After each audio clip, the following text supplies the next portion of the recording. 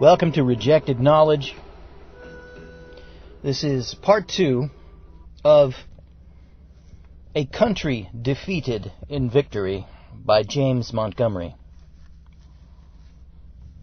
The Seligman firm, in Joseph's words, did, quote, an enormous amount of business, unquote, in the Gould manipulations of the Erie railroad stock, selling short for their own account whenever Gould or Fisk or Drew sold short, as they did consistently, letting the three men's operations provide the pattern for the Seligmans' own.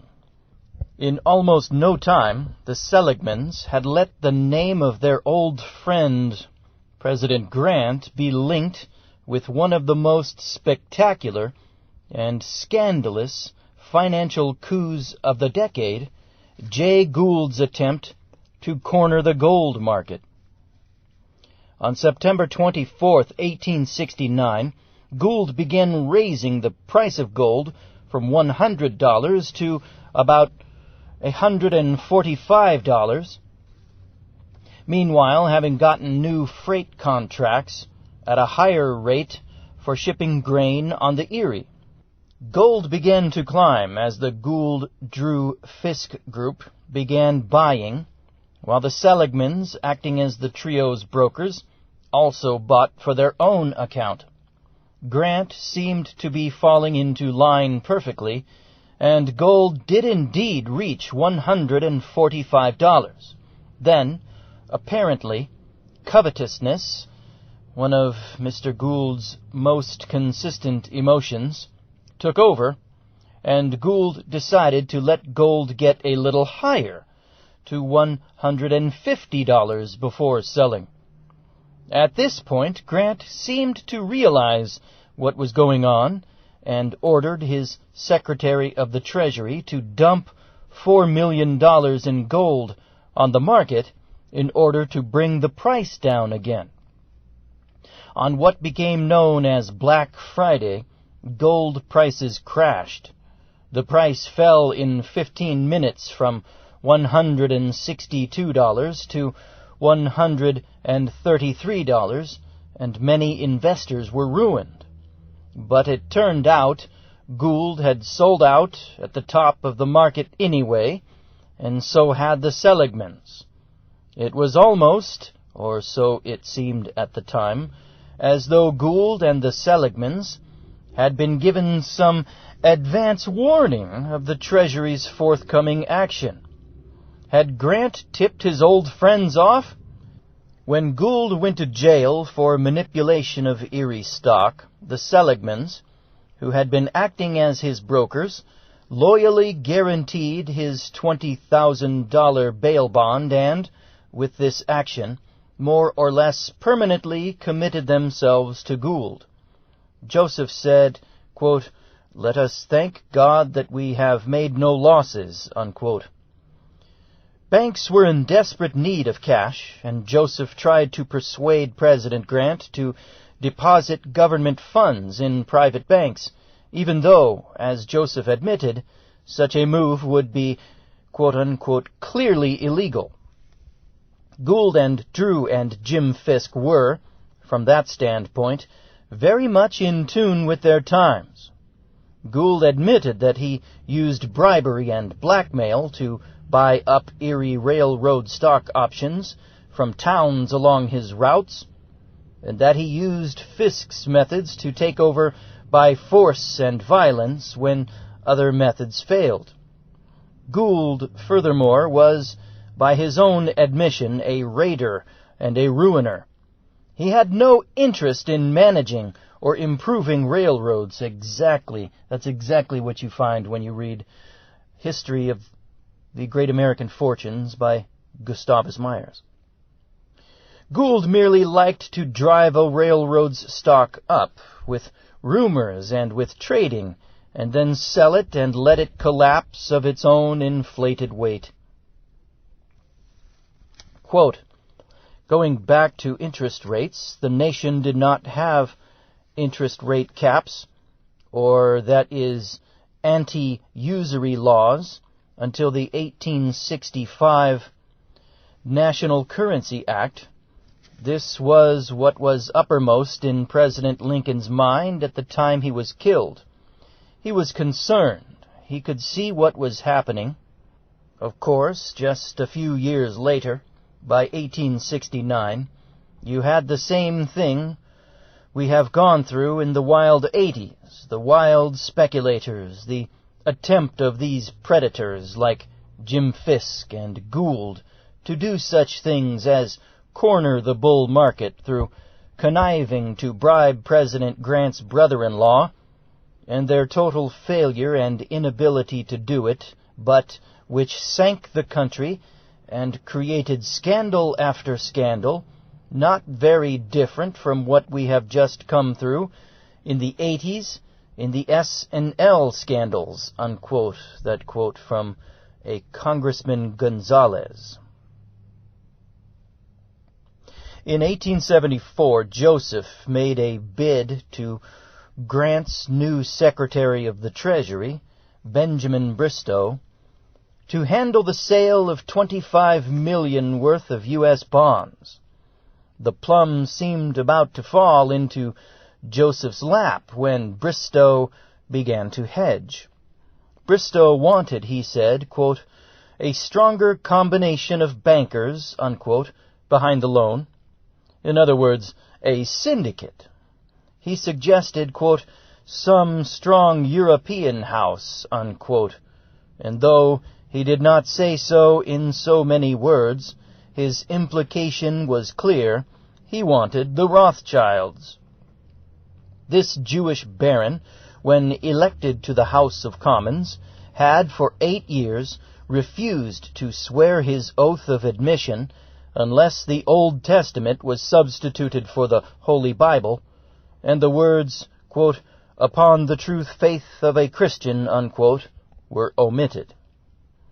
Then, in the autumn of 1874, Baron Rothschild summoned Isaac Seligman to his office to give him a piece of news.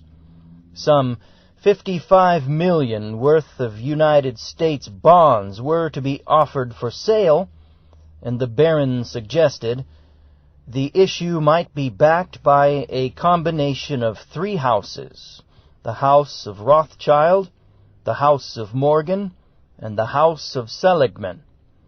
For the first time, August Belmont would act as agent for both the Rothschilds and J&W Seligman and Company.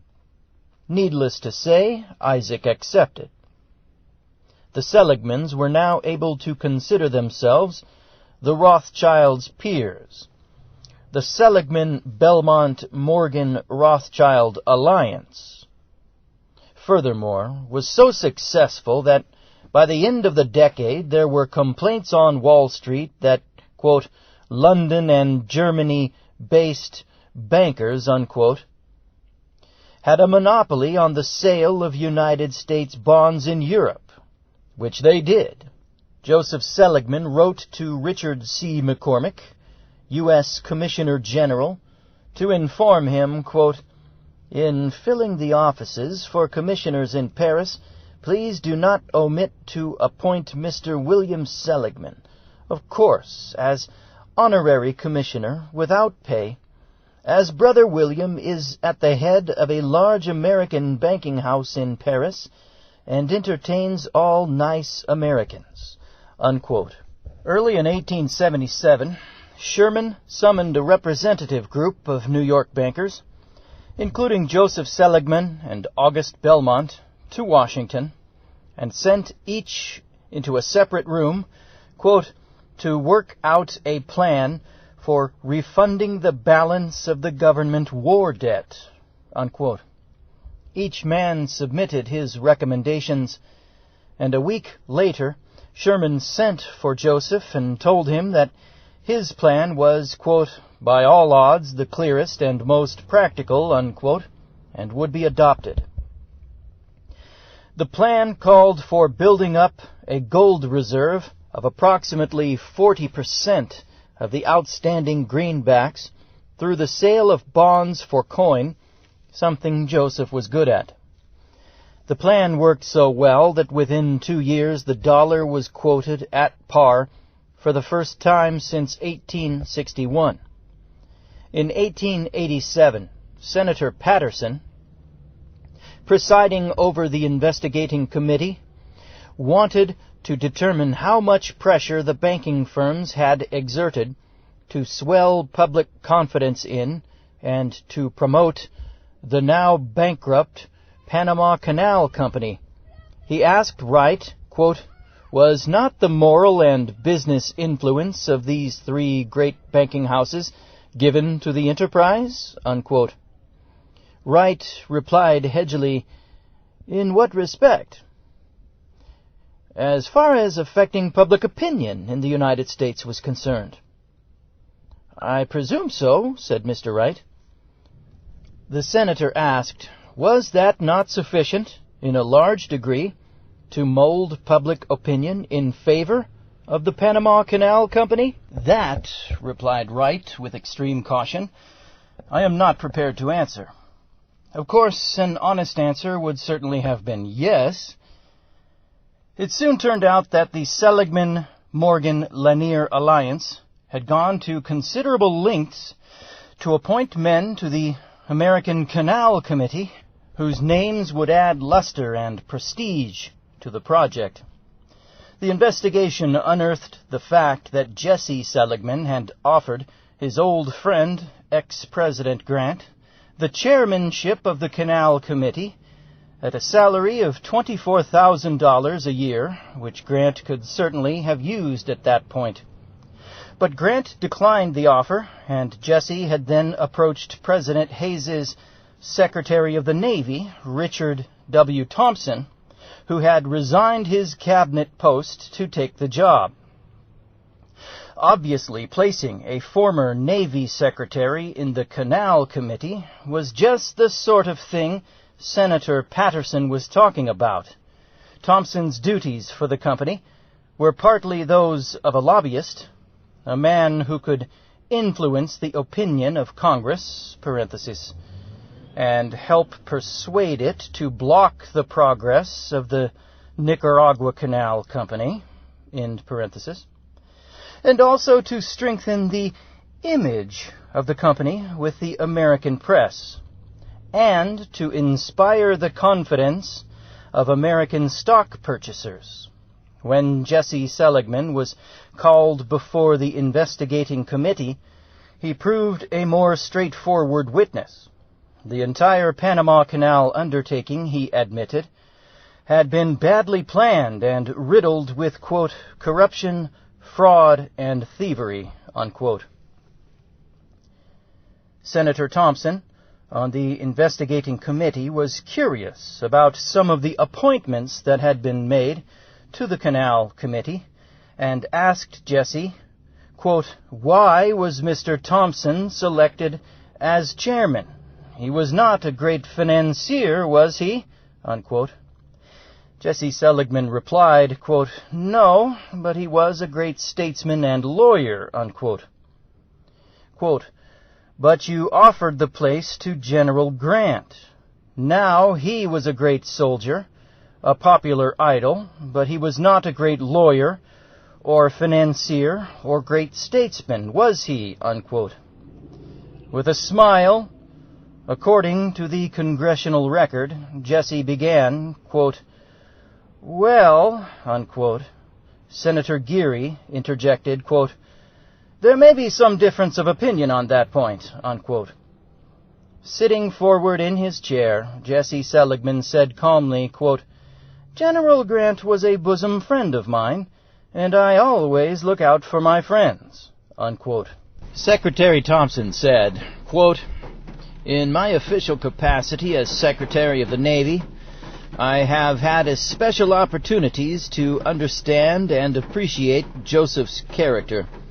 My first intercourse with your banking house was had through him in the summer of 1877, soon after the department was placed under my charge. At that time, its financial condition was seriously embarrassed, being indebted to your house several $100,000, which was steadily increasing on account of drafts drawn by naval pay officers in all parts of the world, and which were accepted and paid by you in London. It was impossible to discharge the whole of this debt, or even any large proportion of it, without adding to the existing embarrassment and causing serious injury to the service. When he came to understand this condition of affairs, he at once proposed to carry the debt to the beginning of the next fiscal year, and to allow drafts to be continued until then, without regard to the amount. The proposition was liberal, and in the highest degree patriotic, and having been thankfully accepted by me, the department was enabled to bridge over all its pecuniary trouble. But for this, the injury to its credit and to the service generally might have been irreparable." Unquote. And so, for a while, the Seligman brothers were personally meeting the payroll of the United States Navy. The Seligmans continued their influence over the United States government with President Roosevelt. Quote, "I, James Seligman, called on President Theodore Roosevelt and asked him point blank, when the revolt broke out, an American warship would be sent to Panama to protect the American lives and interests, parentheses, including Seligman interests, end parentheses. The President just looked at me and he said nothing. Of course, a President of the United States could not give such a commitment, especially to a foreigner and private citizen like me, but his look was enough for me." Unquote. At one of the Seligmans' weekend retreats, it was never a surprise to find a former U.S. President, a Supreme Court Justice, several senators, and a congressman or two. The Seligmans' old friend Grant had, at their suggestion, bought a summer home at Long Branch and was a frequent, if somewhat unreliable guest. President Garfield was another Seligman friend. Once more, the Seligmans were displaying their uncanny way of getting to know the right people. Their friend Lyman Gage later became Secretary of the Treasury under President McKinley. He had, at one point, invited President Theodore Roosevelt to speak at a banquet for one of his philanthropies, and Roosevelt spoke of this 1906 appointment of Oscar Strauss, a Jew and heir to the Macy and Company fortune, to his cabinet, saying, quote, "When this country conferred upon me the honor of making me President of the United States, I, of course, at once called my good friend Oscar Strauss to my side and asked him to serve as Secretary of Commerce." Unquote. In 1910, Paul Warburg and Nelson Aldrich together drafted the Aldrich Bill, the first to include central banking as an element of banking reform. Paul Warburg had, meanwhile, set up the National Citizens League for promotion of a sound banking system. The Federal Reserve Board Act, largely Warburg designed, was passed in 1913, but the system was not operative until 1915. Warburg resigned from Kuhn and Loeb in 1917 to serve on the board.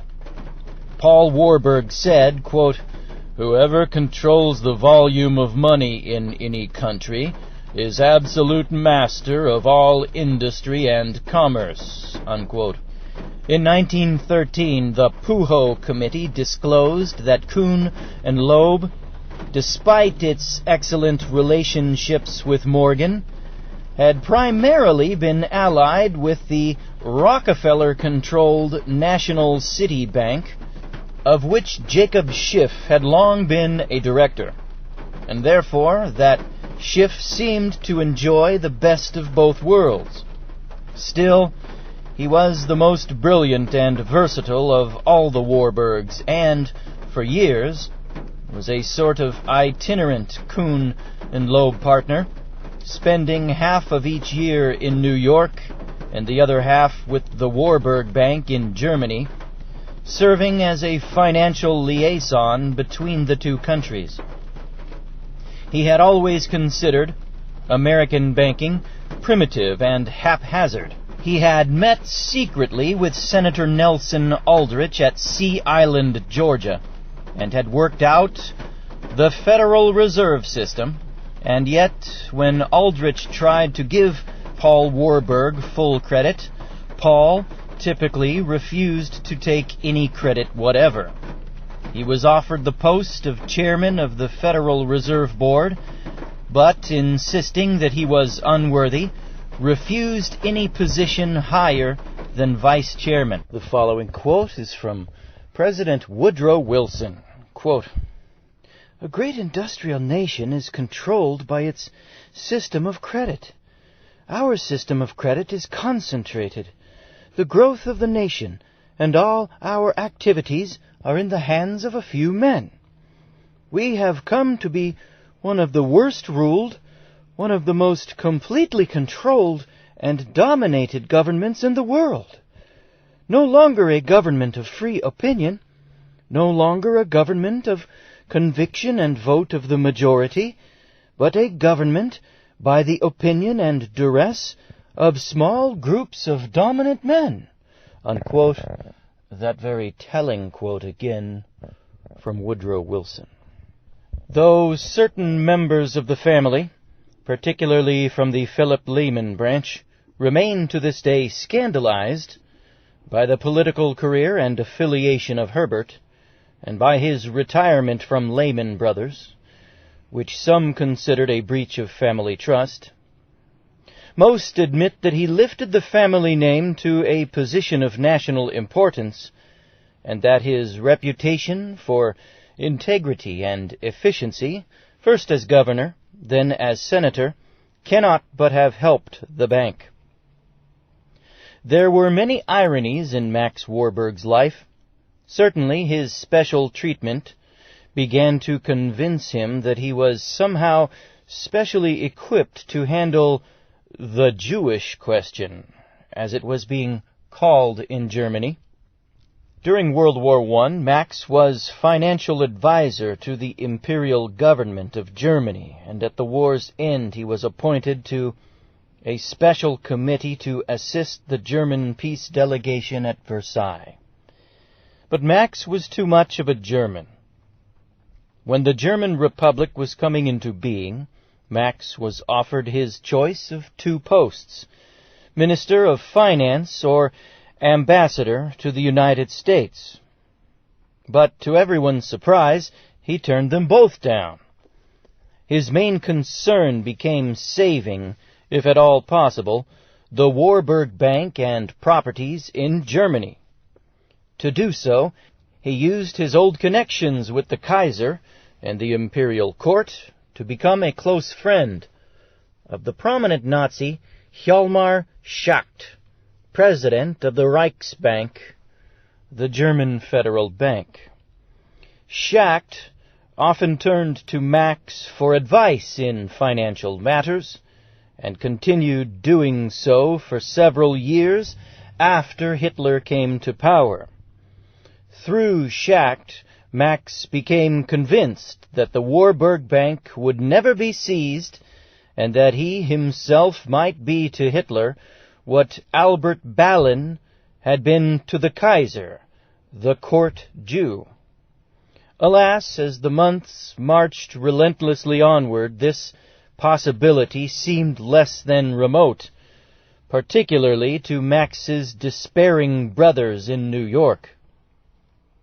A law of April 1933 decreed that all Jews be dismissed from government service and the universities, and they were also barred from the professions.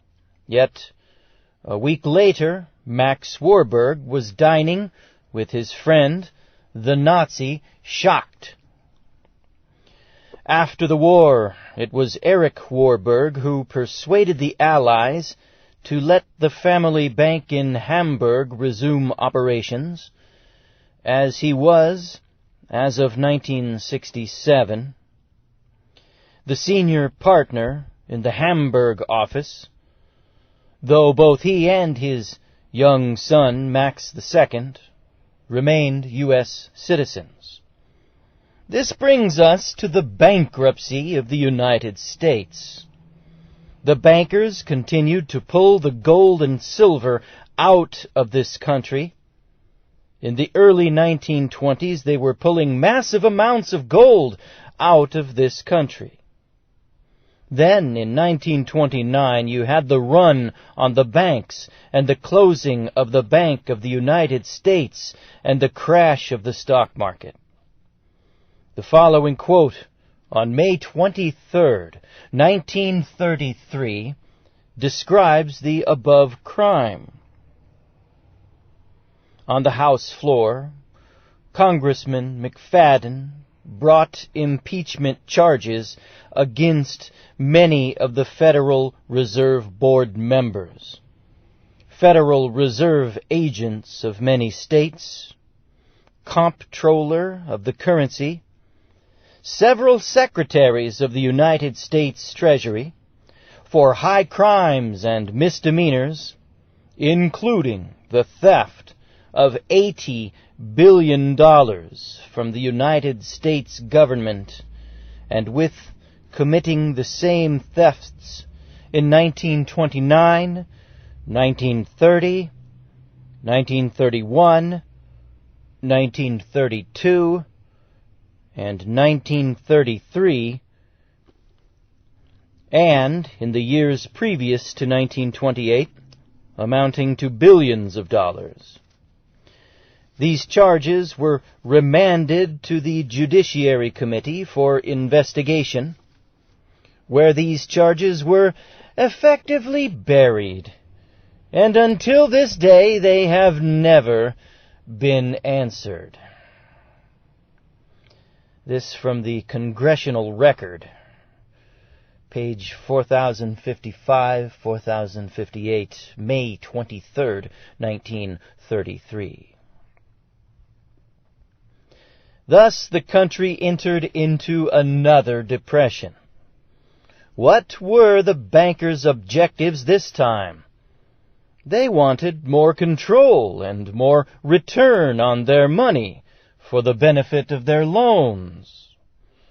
The most amazing thing was that the American people stood by while their slavery was made complete. In 1933, with a huge amount of the gold supply taken by illegal means, President Roosevelt willingly followed the bankers' demands.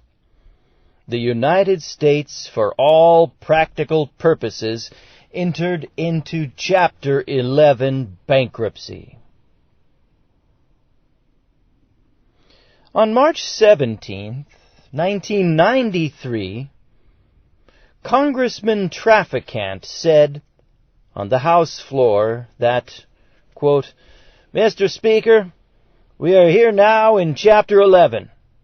Members of Congress are official trustees presiding over the greatest reorganization of any bankrupt entity in world history, the United States government," unquote. On March 10, 1933, President Roosevelt ordered that all Americans had to turn in their gold. This was done by Presidential Executive Order 6073 and the subsequent Executive Orders 6102, 6111, and 6260.34. Parenthesis. These documents are still publicly attainable in any federal depository library. End parenthesis. Mariner Eccles, then chairman of the Board of Governors of the Federal Reserve System, in testimony before the Banking and Currency Committee of the House of Representatives on the Banking Act of 1935, Mr. Eccles testified, quote, "In purchasing offerings of government bonds, the banking system as a whole creates new money, or bank deposits.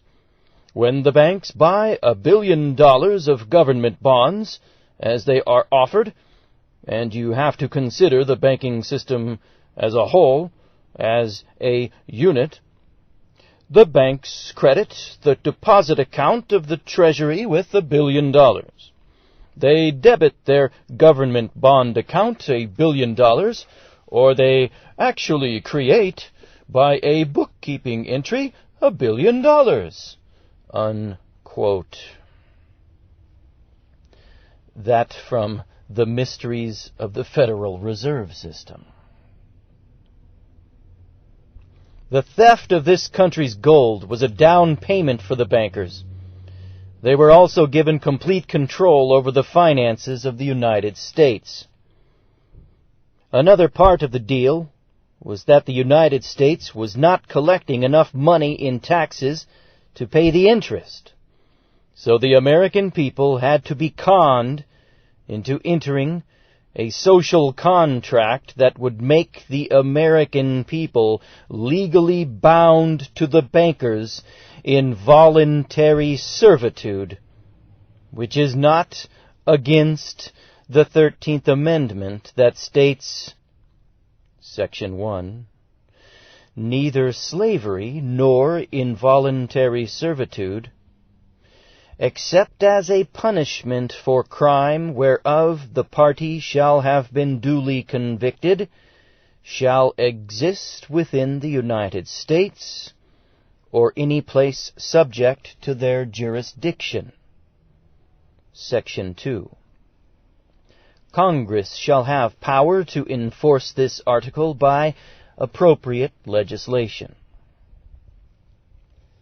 One of the contracts that was used to do this was the Social Security Act. You would probably say that this is an insurance plan for your old age retirement. Is it? Let's examine what takes place. Money is taken out of your wage reimbursement and is supposedly put into a trust fund until you retire.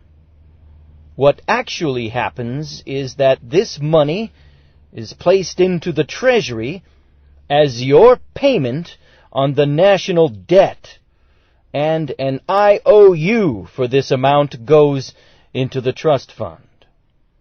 When you make a claim for your Social Security benefits, the money is then borrowed from the bankers, thereby perpetually increasing the national debt your children will have to pay. This was part of the New Deal. The United States agreed to borrow every dollar the government uses from these same bankers. When you receive a Social Security payment from the government, you have not received your money. You have received further benefit from the government. If you look on your wage check stub, you will find the initials FICA, which is the amount that you pay for your supposed Social Security insurance. What does FICA mean? It means Federal Insurance Contribution Act. What about the word contribution? Through your public school training and the context in which this word is used, you would think it means your payment for your insurance. Does it?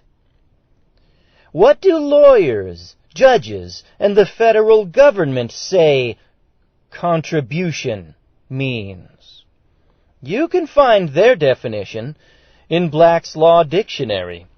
It reads as follows, quote, contribution, right of one who has discharged a common liability to recover of another also liable the aliquot portion which he ought to pay or bear. Under principle of contribution, a tortfeasor, against whom a judgment is rendered, is entitled to recover proportional shares of judgment from other joint tortfeasor, whose negligence contributed to the injury and who were also liable to the plaintiff. The share of a loss payable by an insurer when contracts with two or more insurers cover the same loss. The insurer's share of a loss under a co-insurance or similar provision. The sharing of a loss or payment among several. The act of any one or several of a number of co-debtors, co-sureties, etc., in reimbursing one of their number who has paid the whole debt or suffered the whole liability, each to the extent of his proportionate share. That from Black's Law Dictionary, 6th edition, unquote. So you see, when you went to the Social Security office and asked for your Social Security number, and you then signed the Social Security application, you said that you were a tortfeasor, and that you were equally responsible with the other tortfeasors for the national debt. The bankers, in 1933, increased their return on their money in several ways. First, what was just covered, the Social Security scam. The money you pay out is a tax payment on the national debt. Second, once the gold was removed in 1933 and the silver removed in 1967, the only money printed was the bankers' fiat money. The definition of fiat is as follows, quote, money composed of otherwise essentially valueless things that neither have a commercial use nor constitute a claim against anyone, but do have a special legal qualification. The money is not the material bearing the stamp as authority, but the stamp alone, unquote. Black's Law Dictionary, 6th edition. When the bankers did this, they further enslaved you. The bankers have a total monopoly on the commerce in this country. They have given you the privilege of discharging your debt without actually paying your debts. Here is the definition of discharge. Quote, settlement of a debt is discharged, and the debtor is released when the creditor has received something from him. It may be money or its equivalent, unquote. Barron's Law Dictionary. Contribution, quote, right of one who has discharged a common liability to recover of another also liable, the aliquot portion which he ought to pay or bear, unquote. Black's Law, 6th edition. Congressman Jerry Voorhis said, quote, the banks, commercial banks, and the Federal Reserve create all the money of this nation, and its people pay interest on every dollar of that newly created money, which means that private banks exercise unconstitutionally, immorally, and ridiculously the power to tax the people. For every newly created dollar dilutes to some extent the value of every other dollar already in circulation." Unquote. That quote from Congressman Jerry Voorhis. The loss of your sovereign status has all been done by contract. A contract can override any pre-existing law, including the Constitution of the United States. Your rights and your sovereign status have been lost through the contracts you've been involved in relation to your status with these bankers. Contracts do not have to be written down on paper. The contracts you have been involved in relation to your status, for the most part, have been silent contracts. You can have a silent contract as long as you have the three components of a contract present: offer, acceptance, and consideration. The bankers have offered you fiat money which has no value. The benefit you receive is that you can buy real property with this fiat money without being put in jail for stealing. The bankers offered this money through the government. You accepted and used this money without objection, which proves your consideration. Because of your acceptance and consideration of this silent contract without your objection, the bankers have a right to compel you to preform to any stipulations that they might add to protect their investment. Since you are the collateral, your labor, which is the surety for the contract, they have a right to protect you. That's why all these laws and acts of Congress came about after 1933. Why do you think you have to have car insurance, driver's license, building permits, seatbelt regulations, and the coming health plan? These regulations are compelled performance because you have to comply as long as you receive the benefit of discharging your debt, and if you refuse, you can be locked away in jail for the public welfare. Why? Because you might damage another tortfeasor. This is just one benefit, a silent contract.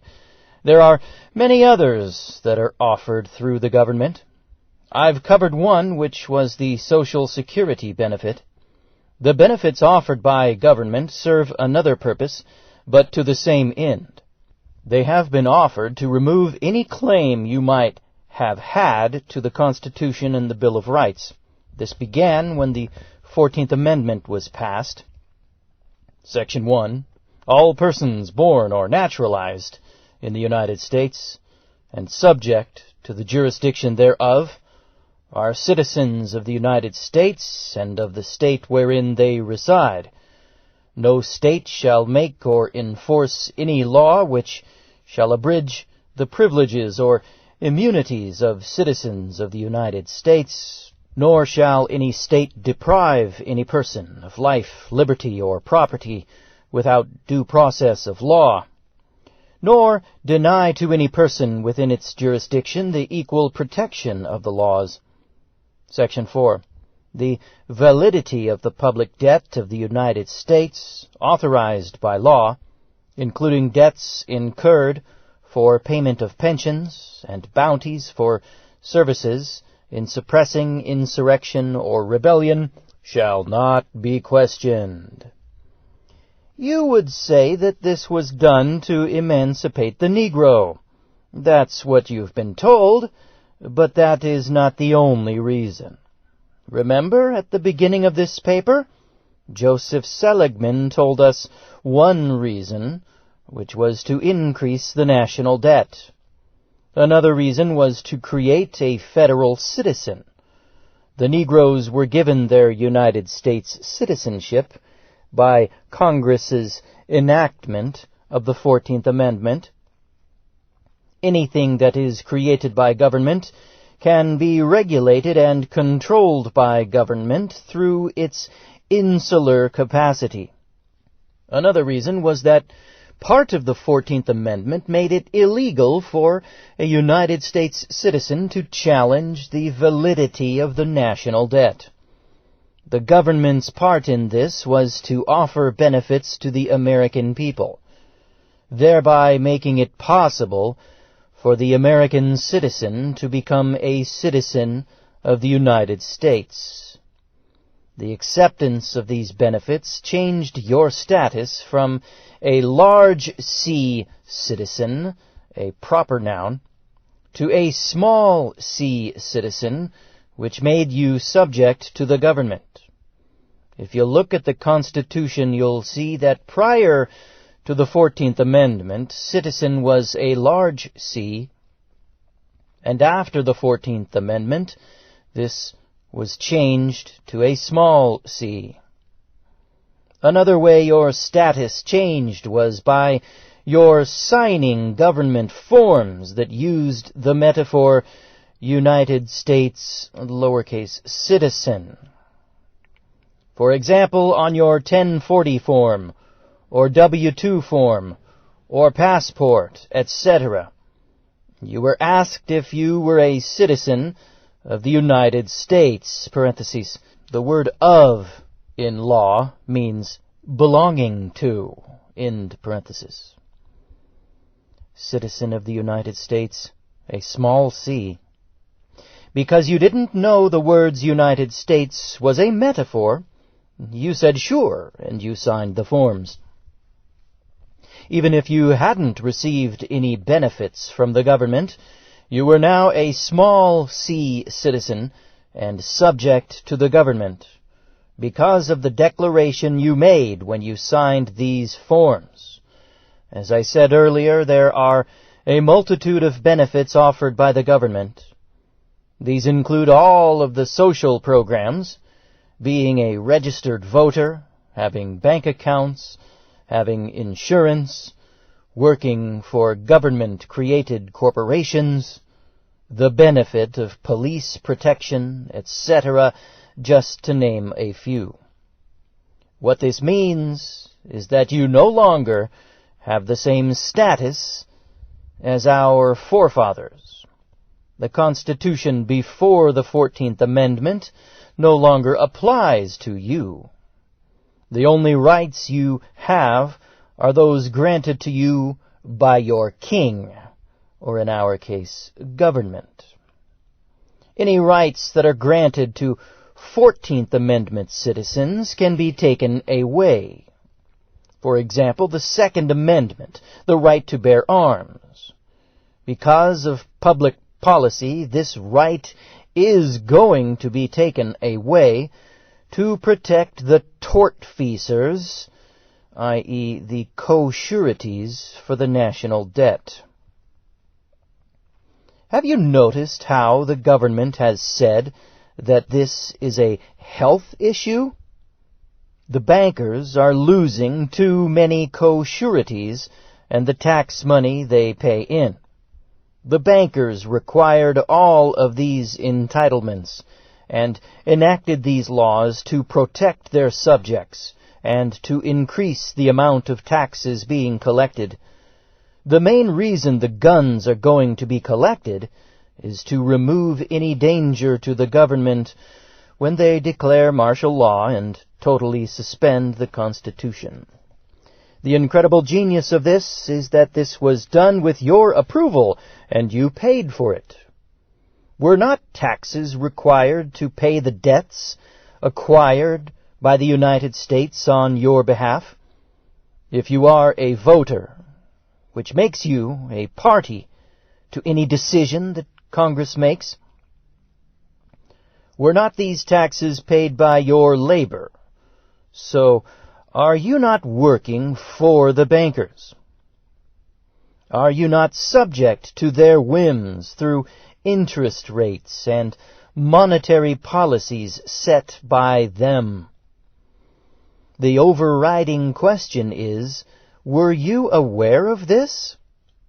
True, you've subjected yourselves voluntarily, but were you aware of the bankers' intent to enslave you? Were you aware of the secret arrangements made between the United States government, past and present, with the international bankers? The following is the definition of secret taken from Black's Law Dictionary. Secret. Quote, concealed, hidden, not made public, particularly in law, kept from the knowledge or notice of persons liable to be affected by the act, transaction, deed, or other thing spoken of. Something known only to one or a few and kept from other. Unquote. Because you are a registered voter and receiving monetary benefit from the government, which is provided by the bankers, you are obligated to abide by any statute that Congress might pass in favor of the bankers. The money this country uses will be the downfall of our monetary system. In other words, because this fiat money has no value other than the 3 cents it costs to produce it, you have never paid for anything, and the bankers gave you limited liability, so you cannot be sued for this. The final beneficiary for the continuing of these transactions, i.e. commerce, are the bankers. For every fiat dollar the bankers print and are able to get into circulation, they get 97 cents of real property plus interest. This is called a no-interest contract. What does this mean? As an example, read the following. Let's say you bought a home that you did not intend to live in for $10,000, and the house was appraised for $80,000. You then purchased an insurance policy for $2 a month that would protect you for the full $80,000. You would not have an interest in seeing the policy continue. It would be in your interest for the house to burn down, because you would make a profit of $70,000. This is a no-interest contract, sometimes called a wager contract. When you use Federal Reserve notes, you are involved in a silent contract between you and the bankers. The bankers are the suppliers. The government and the United States lowercase citizens are the receivers. Anyone around the world that has received this fiat money for payment or is involved with the banking systems are also receivers of this benefit. This fiat money creates increased perpetual debt with its use.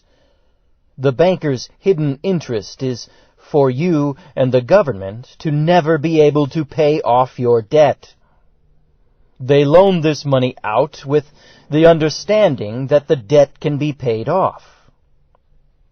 This is impossible because you cannot pay off a debt with fiat money, which is discharging the debt and passing it to someone else.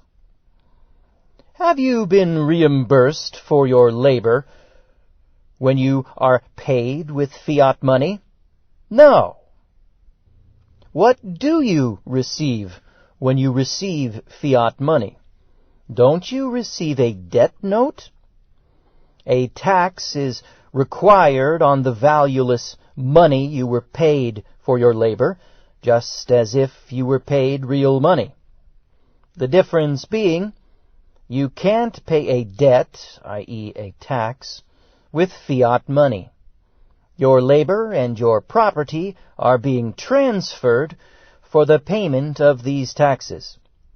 Your labor is being required to pay a tax for the use of money that has no value. So don't you go in the hole every time you receive and accept fiat money for payment for your labor. Sure you do. Think about it. This is the most ingenious scam ever devised. Just as soon as people start refusing to accept the Federal Reserve notes, the whole system would crumble.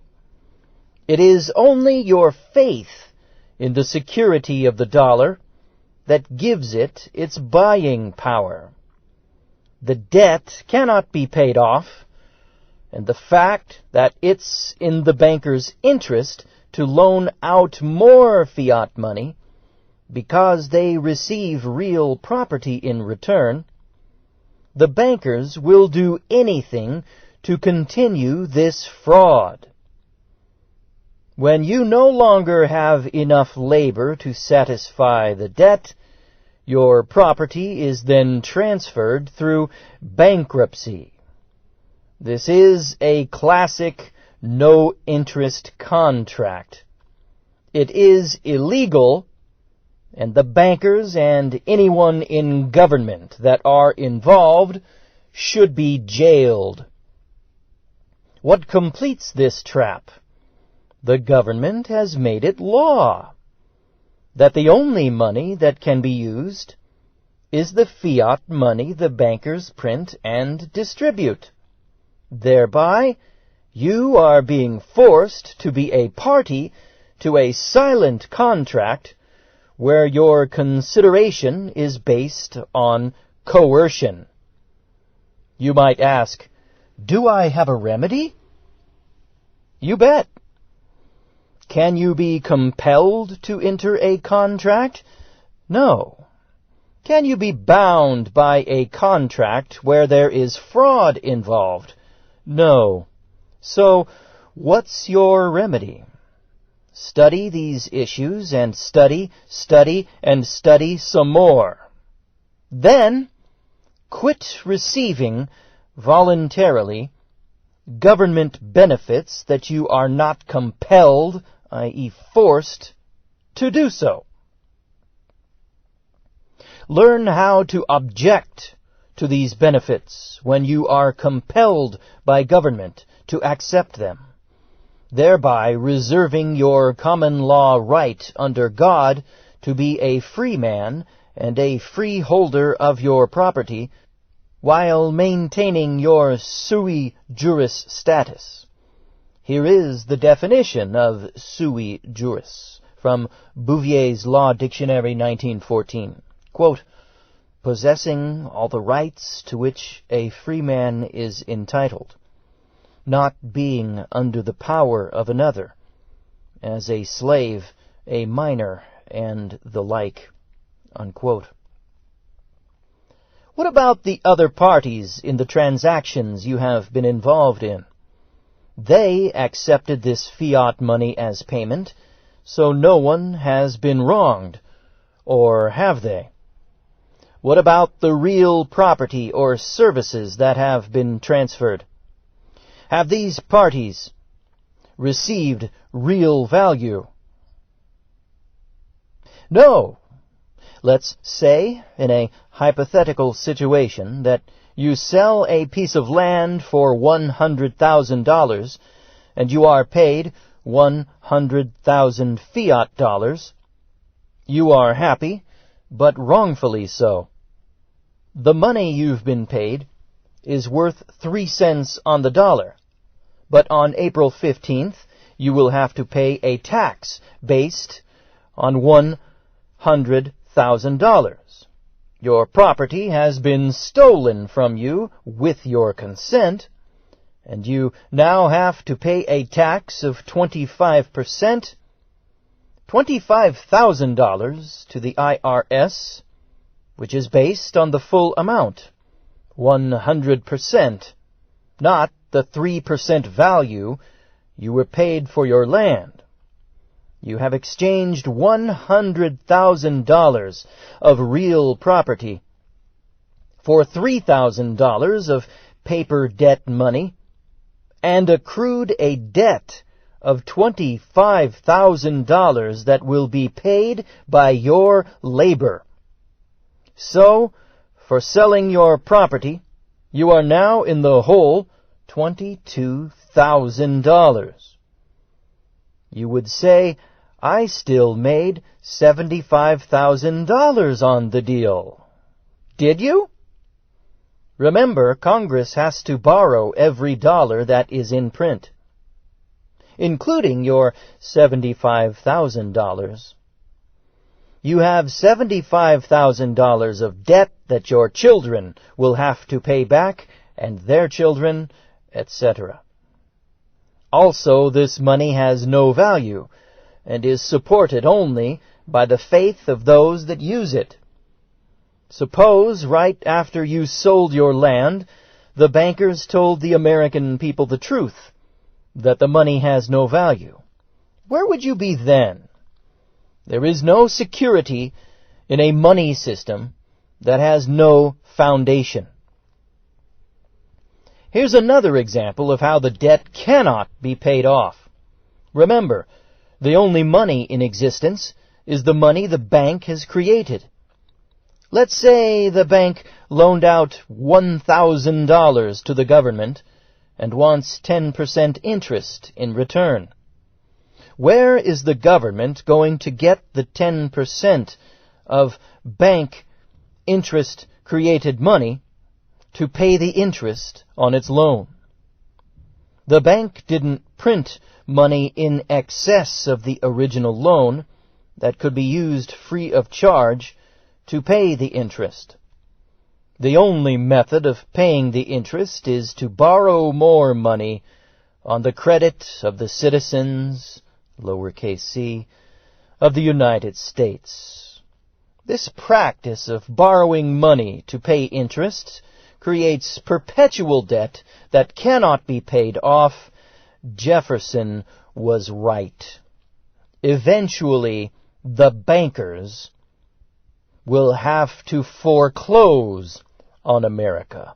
And the following is the quote from Thomas Jefferson, quote, "And to preserve their independence, we must not let our rulers load us with perpetual debt. We must make our election between economy and liberty, or profusion and servitude. If we run into such debts as that, we must be taxed in our meat and in our drink, in our necessaries and our comforts, in our labors and our amusements, for our callings and our creeds, as the people of England our people, like them, must come to labor 16 hours in the 24, and give the earnings of 15 of these to the government for their debts and daily expenses. And the 16th being insufficient to afford us bread, we must live, as they now do, on oatmeal and potatoes. Have not time to think, no means of calling the mismanagers to account, but be glad to obtain subsistence by hiring ourselves to rivet their chains on the necks of our fellow sufferers." Unquote. That quote again, Thomas Jefferson. The bankers have also created trillions of dollars with bookkeeping entries without printing any money. If you create $1 trillion in this manner, where is the $1 trillion and the interest going to come from to pay for this bookkeeping entry, since the money was never printed? The only way this debt can be paid off is by borrowing the money, which will be paid back by your labor and your property. Now, the debt and interest has grown so great, there is not enough land or people producing labor to pay the national debt. It is impossible to pay the national debt and the interest on the loan for the above reasons. Do you see how the wealth of this country has been transferred to the bankers? Thomas Jefferson and Sir Josiah Stamp, the former president of the Bank of England, were right about the bankers and the use of their money. The following quote is from Thomas Jefferson. Quote, "If the American people ever allow the banks to control issuance of their currency, first by inflation and then by deflation, the banks and corporations that grow up around them will deprive the people of all property, until their children will wake up homeless on the continents their fathers occupied." Unquote. Thomas Jefferson. The following quote is from Sir Josiah Stamp. Quote, "The modern banking system manufactures money out of nothing. The process is perhaps the most astounding piece of sleight of hand that was ever invented. Banking was conceived in iniquity and born in sin. Bankers own the earth. Take it away from them, but leave them the power to create money, and with a flick of a pen they will create enough money to buy it back again. Take this great power away from them, and all great fortunes like mine will disappear, for then this would be a better and happier world to live in. But if you want to continue to be the slaves of bankers, and pay the cost of your own slavery, then let the bankers continue to create money and control credit." Unquote. Sir Josiah Stamp.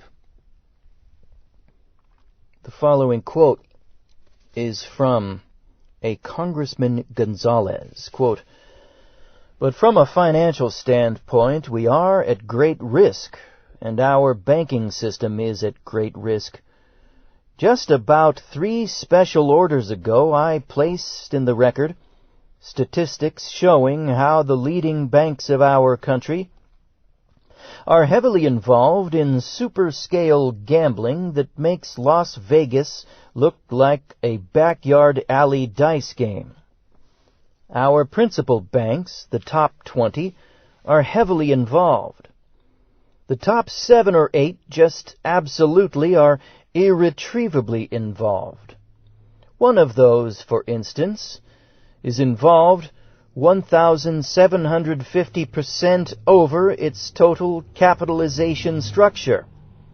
So once again you get individuals like one associated with others, like James Goldsmith, who is a relative of the Rothschilds in London, and who, just a few years ago, was a matter of attention to us on the committee because he was involved in some of the very heavy leveraged buyouts and attempts on leveraged buyouts, such as Goodyear in Ohio, and which cost us a lot in family disruptions, loss of jobs to many of our Americans, heavy indebtedness of our corporate structure, where the private equal to the amount of our government debt, which is over $4 trillion, the greatest ever in the history of mankind, of any nation. It is the same thing with financial transactions. The Federal Reserve Open Market Committee, which works in secret, it does not even keep minutes anymore, and is making the life and death determinations for the security and freedom of the American public's standard of living, economic and financial freedom. If we are nothing more than economic serfs, how can we boast?" Unquote. President Eisenhower's Secretary of Treasury, Anderson, in an interview with U.S. News and World Report on August 31st, 1959, said, quote, "Question. Do you mean that banks, in buying government securities, do not lend out their customers' deposits? That they create the money they use to buy the securities? Here is the answer by Secretary Anderson. That is correct. Banks are different from other lending institutions. When a savings and loan association, an insurance company, or a credit union makes a loan, it lends the very dollar that its customers have previously paid in. But when a bank makes a loan, it simply adds to the borrower's deposit account in the bank by the amount of the loan. The money is not taken from anyone else's deposit. It was not previously paid in to the bank by anyone. It is new money created by the bank for the use of the borrower. We are completely dependent on the commercial banks. Someone has to borrow every dollar we have in circulation, cash or credit. If the banks create ample synthetic money, we are prosperous. If not, we starve. We are absolutely without a permanent money system. When one gets a complete grasp of the picture, the tragic absurdity of our hopeless position is almost incredible. But there it is. It is the most important subject intelligent persons can investigate and reflect upon. It is so important that our present civilization may collapse unless it becomes widely understood and the defects remedied soon." Unquote. All right, there was a punctuation error here. But the last part of that quote came from Robert H. Hemphill, credit manager of the Federal Reserve Bank in Atlanta, Georgia. The only way the defeat of America could be accomplished is with changing the laws, and having bought and paid for judges and congressmen to do this. The only thing they had to overcome were the few Americans that were watching. The last 217 years of this country, and going back to Adam, has been a war with the principalities and powers in high places. Jesus' word makes it clear that the principalities and powers in high places will be defeated, and the governments of the world will be Christ's kingdom. Freedom is a seed sown by God into the hearts of men, and only by understanding God's purpose for freedom will the seed of freedom grow. Brave men have fought for freedom because they understood its purpose. The great men that shaped this country realized the dream of freedom which gave birth to its purpose. I think James Montgomery changed his tune on that one with the book he wrote after this. This is his first book. We have to overcome men that want to prosper from others' servitude and lack of knowledge. Freedom begins and ends with Jesus Christ. Once your spirit is freed from sin, the seed of freedom is planted. It then becomes the will of man to free his body from the curse of slavery and to become subject only to God Almighty as a tripart creation, spirit, soul, body, which fulfills God's purpose. Evil seeks to obscure and eliminate the dream that defines God's purpose for freedom. But a seed planted by God Almighty can never be put asunder. The dream lives on in the hearts of men. Once awakened, it is a force that the gates of hell shall not prevail against. Only when freedom becomes your purpose and drive will the desire for freedom spread to other patriots not yet known. The oppressors promise death, imprisonment, and financial ruin. This cannot quench or destroy a seed planted by God. Once you learn that there are men that want to enslave you through deception and fraud, it is your responsibility and duty to free yourself from the yoke of oppression. Once you have realized your purpose, which is given to you as a gift by God Almighty, you can then start to understand that it is your responsibility to be free, and that this cannot be obtained without the divine hand of God Almighty in operation in your life. Only those of us that have the dream of freedom and operate in its purpose will regain our freedom and take back our country for the glory of God Almighty. James Montgomery changed his tune after he wrote this book, when he researched some more. Until God's kingdom is established on this earth, subdue and take dominion over the earth as God commanded. Signed, James Franklin Montgomery. And this concludes part 2 of